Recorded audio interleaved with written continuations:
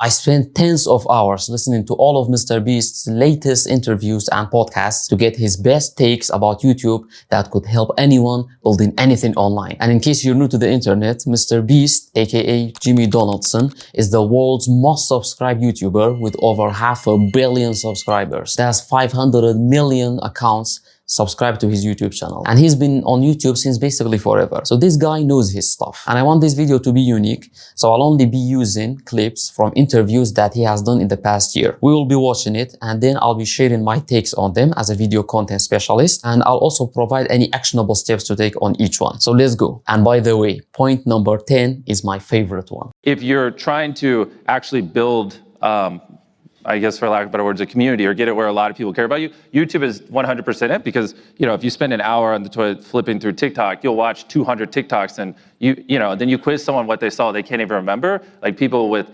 ridiculous views with millions of followers, will do a meet and greet and can't even get 5 people to show up, because there's a big difference between someone, consuming a 5-second clip of you versus sitting down and watching a 20-minute video and hearing you speak and getting to know you. So YouTube is infinitely more dominant in terms of if you actually want to build a business or build a fan base, like it's not even comparable. In this clip, Jimmy is talking about YouTube's dominance across all social media platforms. And this is not only his opinion, it's actually a fundamental difference in the way that our attention works when you are consuming short-form content or long-form content. Think about it.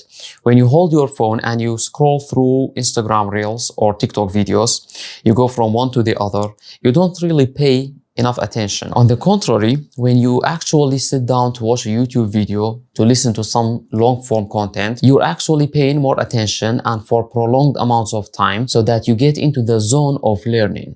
The way that you pay attention to long-form content helps you learn from those content, while short-form content doesn't accomplish that. So while TikTok, Instagram, and other short-form platforms could get you loads of views and get you attention, YouTube is where trust and authority are actually built. He also mentions how helpful YouTube is when building a business, and this is a clear point, because in order for people to choose to work with you, they will need to know, trust, and like you. And it is very difficult for people usually to get to know you enough, or to trust your expertise, or to like your personality, only through these small short-form content that you could be publishing on social media. You will actually have to go long-form in order to accomplish that. So the action to take here, I would say, is that if you've been on social media, but you've invested most of your time and effort into short-form videos or content in general, I would change that.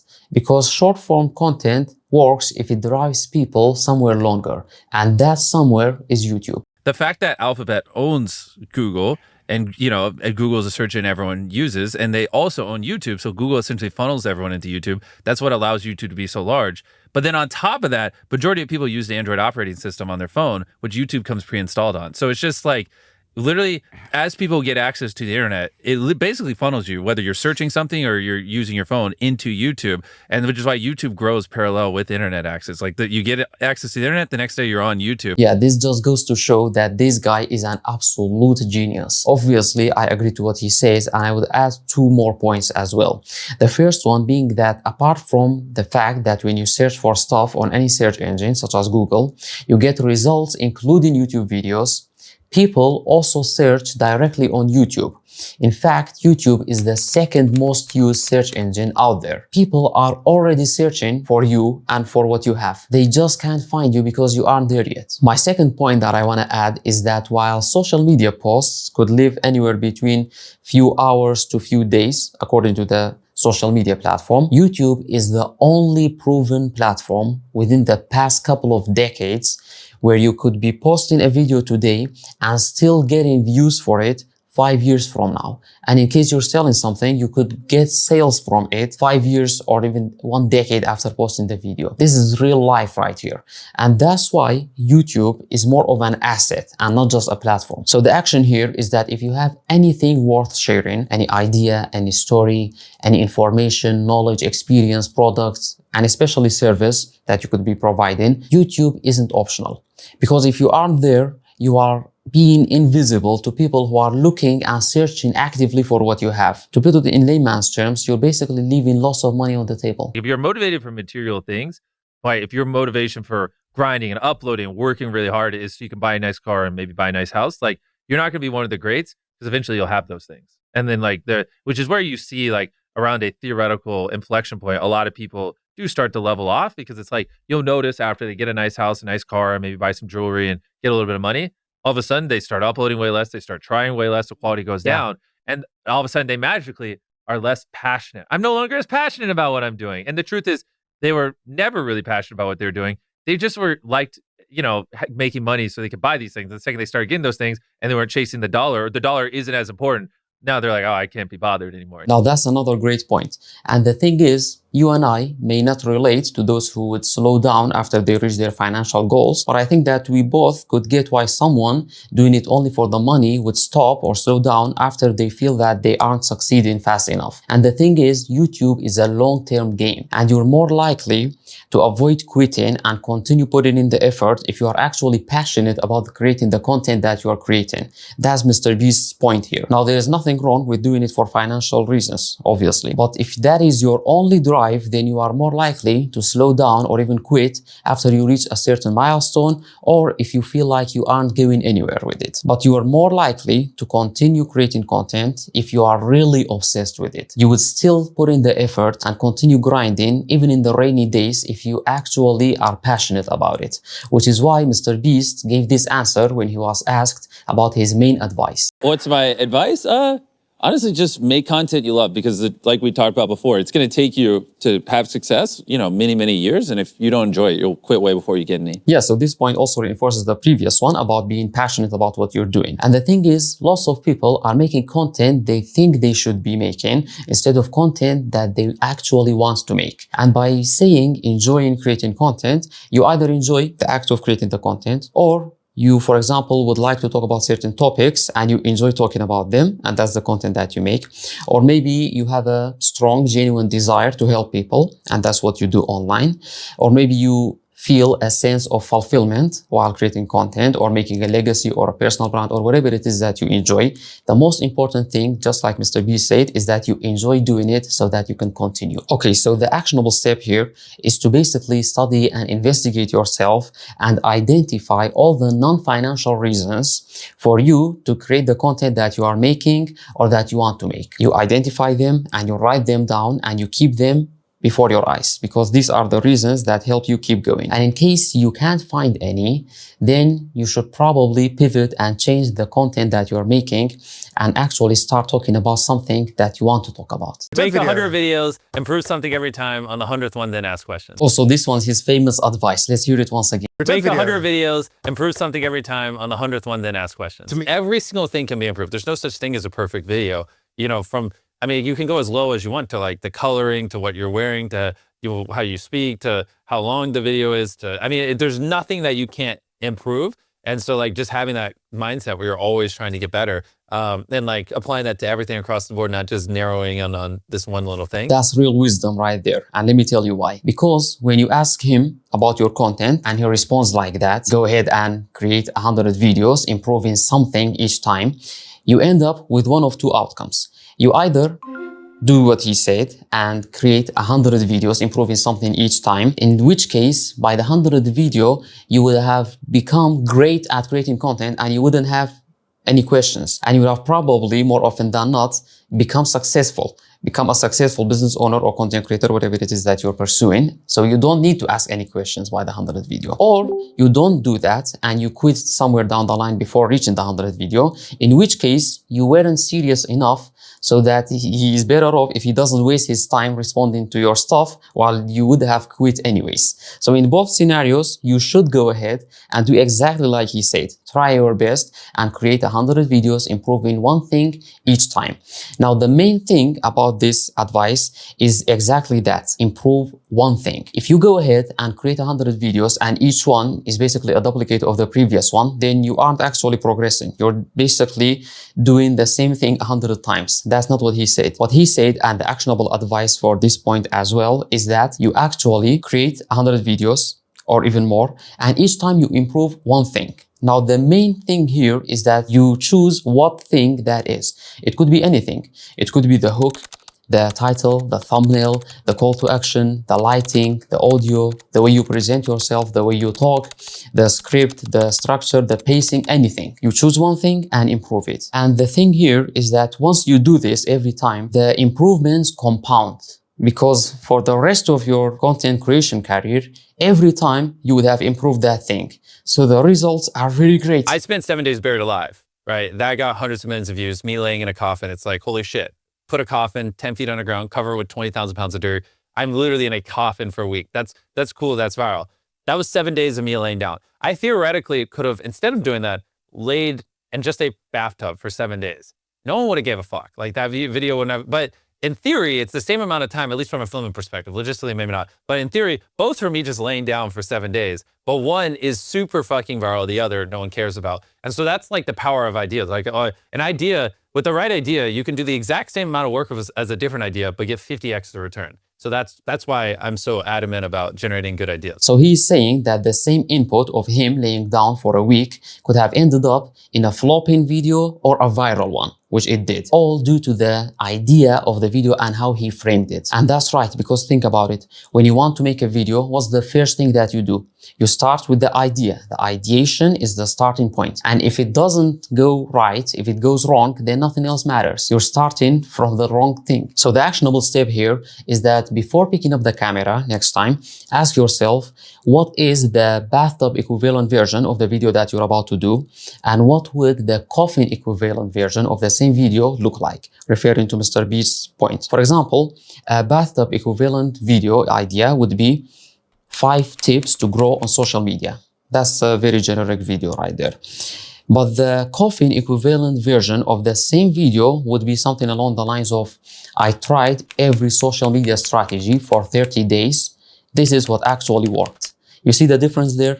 That's why you should pay great attention to your video ideas and the way that you frame them, just like MrBeast said. And this actually is mainly referring to 2 things, which is the title and the thumbnail, which I have already talked about too much on this channel. The intro, though, you really have to reaffirm whatever the title is, because your title and thumbnail sets expectations for what people click on. And if the expectations aren't matched, then people are going to click off and then YouTube will stop promoting it. So in this clip, MrBeast is talking about what we call click confirmation. So basically, when someone is scrolling their feed on YouTube or anywhere else and they see your video and they click it after they read the title and thumbnail, they clicked on your video because the title and thumbnail sent them a certain promise something. Now they have a perception of what your video would be talking about or look like. So when they actually start watching your video, they will be inspecting and carefully examining, watching and listening within the 5 to 30 seconds of your video, which is the intro basically, so that they know whether or not you will be delivering on your promise that the title and thumbnail gave before they clicked. So your job would be to ASAP fulfill on the promise that your title and thumbnail gave, so that they know that you would be talking about what they think you were going to talk about, which means that you will justify their click. And if you do show that you will be talking about what they think that you will be talking about and you are going to deliver on the promise that they perceived, they may continue watching. But if they feel or sense that the video is talking about something else or isn't what the title and thumbnail promised, they will probably bounce, meaning that they will stop watching your video and go watch something else, somewhere else. And now let's see how MrBeast himself deals with this with his own titles and thumbnails. YouTube, you just got to reassure them the title and thumbnail is like a big problem with my YouTube videos is people just don't think they're real. And so like, I have to like show so much at the start and I have to like, you know, I have like this 10-second window to convince someone. I did this. I swear to God, I did it. I swear, I promise. Here's proof. I did it. You know what I mean? Yeah. Like, it's like, in the twins video, 100 twins compete for 250K. It's like, here's 100 twins. Look, here's a close up. They're twins. Yeah. There's 250K. That's real money. I'm giving it to them. All right. But now it's like, okay, there's twins and money, but are they just going to stand here? Now, all right, there's cubes. Look, there's this big set. This is a good video. And like on YouTube at the start, you almost have to like beg, you're like, look, I promise what I put in the title thumbnail is real, especially for us, because what we do is so big. And you have to convince them of all of it and then give permission to slow down. That's a great example of how MrBeast and his team actually work so hard and put in the effort to confirm the viewers' clicks when they watch their videos. And the reason that you should be paying extra attention to the beginning of your videos, to the hooks and intros in general, is that most viewers are lost within that period.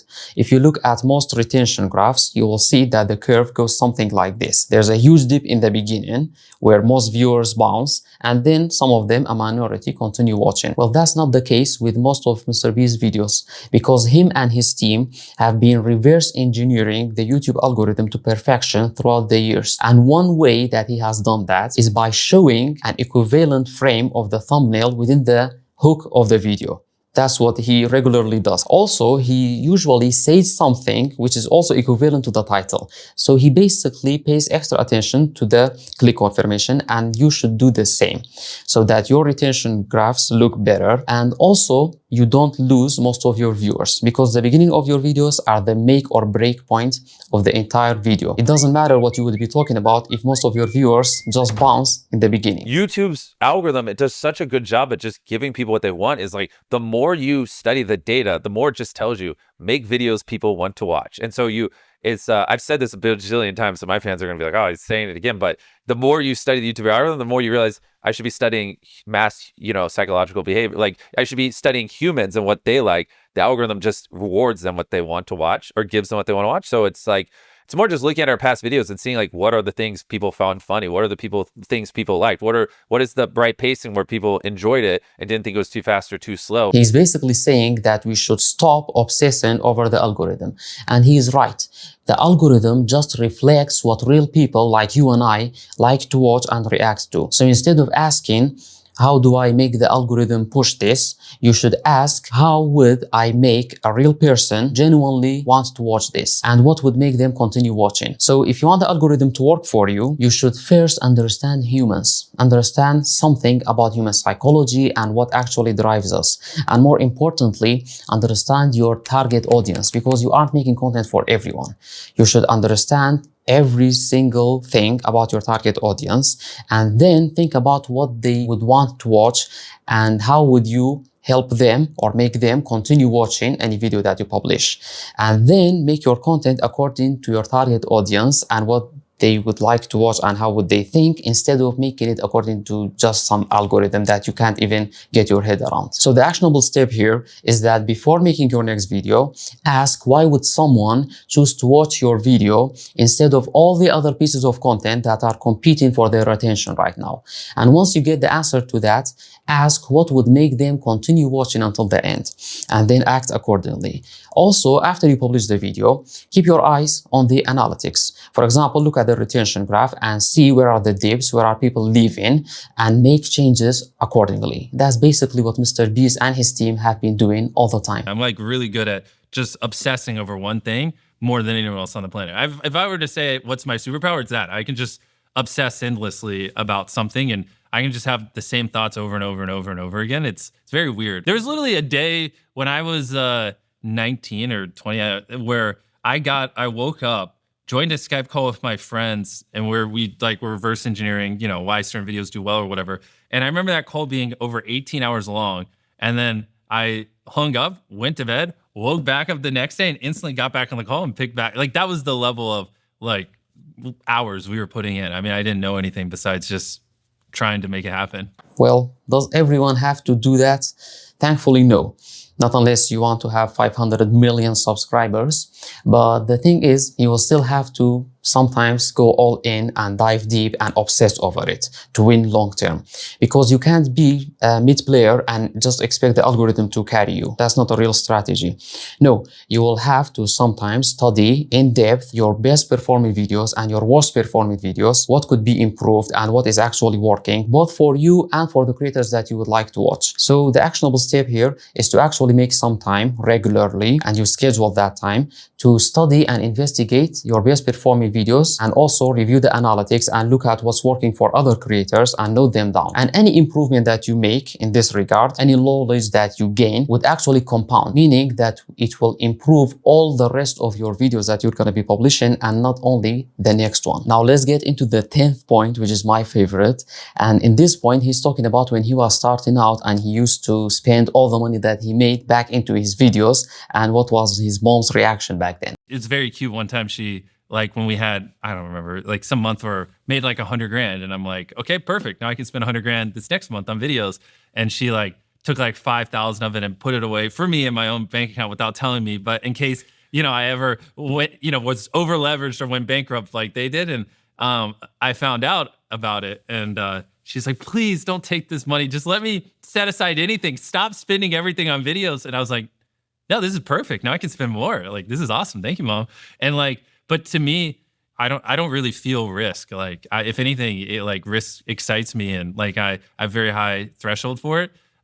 So yeah, we literally weren't communicating the same language. But I don't remember what age it was. But eventually, after I took enough risks and figured it out, my mom just said to me, you know what? I'm gonna trust you. Like, I have faith, and everything got so much better after that point. Now, I put this clip in because I think that this is the secret quality that actually contributes to MrBeast's success. Of course, his obsession, determination, and many other qualities also play a great part, but I think that his willingness to take huge risk and his high threshold of risk tolerance and the fact that risks don't intimidate him, and he is even willing to reinvest everything that he makes back into his business, and he has been like that for a while, I think that this is actually his point of differentiation. Now, if you allow me, I would like to go on a bit of a tangent just to talk about something very real that I think it is best to talk about here. But if you want to skip this and get into the conclusion of this point, feel free to do that. Go to this timestamp. But if you stay, I think that you will benefit. Now, the thing that I want to talk about is risk in general, but more importantly, the origin of the word itself. There are many stories about the origin of the word risk, but one of the main ones is that it came about more than 1,000 years ago when there was trade going place between the East and the West, and that trade took place through the Middle East, which was mostly Arabs. Now, these Arab merchants used to export the goods from the East to the West through the sea, for example, through the Mediterranean to Europe. And they were usually asked by the Europeans, mainly the Italians and the French, for example, on why are they taking that risk? For example, why are they risking their lives by going to the sea? Of course, that word wasn't used in that sentence because it didn't exist back then, according to this origin story. But the answer that they gave was in Arabic. And given that I'm a Kurdish guy living in Iraq, I know Arabic. So the answer that they gave was one word, rizq. And this word was taken in by the Italians, most probably, as the meaning of the word risk that we now use, meaning that they used to go into the sea and risk their lives. So that's where the word came about. However, in Arabic, actually, the word risk means God's provision or sustenance, or basically God-given benefits. So the Arabs were actually saying we are going into the sea to make a living, basically. That's what they meant. However, the word risk came about from the exact meaning of going out to get your provision, so make a living, you know? And this is huge, by the way. If you think about it, this is actually still the case. If you want to make a fortune, for example, you will have to take risks. And the word itself came about from making a fortune. So I wanted to mention this because in order to make it on YouTube, for example, you can't just tiptoe it. You can't just treat it like a low-stakes experiment and quit whenever you want. You can't be like that. You will not succeed like that. It is proven. If you want to do this properly, you will have to be willing to take risks and to go all in. You will have to invest your time, your effort, and money all the time whenever needed, and you will have to do that before it makes sense to invest them. Think about it. For example, MrBeast didn't do that. He used to reinvest every single penny that he made from his videos into the next one. I think that that's the case still. So this video right here, this is his Squid Game video. This video cost him $5 million to make. A 25-minute long YouTube video costing $5 million to make. But the thing is, this video still lives on, and this is his most viewed video with around 1 billion views. It is basically the most viewed non-music video on YouTube. But look at the risk that this guy made. That's how you can win on YouTube. You can't just think that the algorithm would carry you if you don't go all in. You will have to be willing to risk it. Now you can start simple, but you will have to be willing to take the risks whenever you're required to do so. For you to basically think about the concept of risk as if you just do what everyone else does, why would you achieve what no one else has? If you look at billionaires or very successful people, yes, they're very successful, but how many of them are relatively fit, jacked while doing it? And then how many of them are relatively fit / jacked and have a good relationship with their family? It's actually like, that's real success, is actually checking all 3 boxes, and that's, sometimes I will talk to someone who's very successful, but they're really fat and they're having heart issues and all these other things. And, it's your choice, but just obviously objectively health-wise, it's not, good to be obese. It factually will shorten your lifespan. And, and they don't have a good relationship with their kids. And, we'll be talking about money and I'm like, that's cool, but I would respect you way more if you're in good health and your kids didn't hate you. And it's something I can't not observe. And so when I do meet people who are fit and successful, or I've only met like a couple who, hit all 3. Yeah, hit all 3. I'm like, that's when I'm like, wow, you like really figured it out, because that's not easy. Now, the reason I included this clip, although it doesn't directly relate to YouTube, is to show that while Jimmy is the most subscribed YouTuber in the world, the most successful one out there, this is what actual success looks like for him. It's not all about the views, not only about the money, not just the subscriber count, and also not the empire that he is building right now. It's actually 3 things for him: the financial, the social, and the physical. Now, these criteria differ from one person to another. For example, you could put having extra time to have fun up there with the rest of them, and I put having a sense of peace and purpose up there. But the main thing here is to not only focus on one of them and neglect the rest.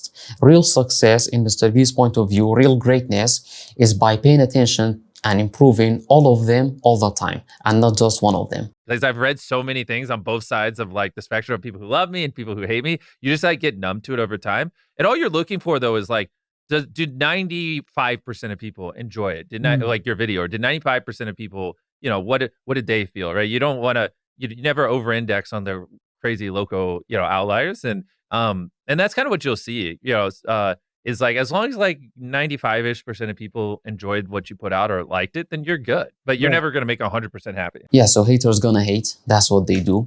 You'll just have to not let these bad comments get into your head.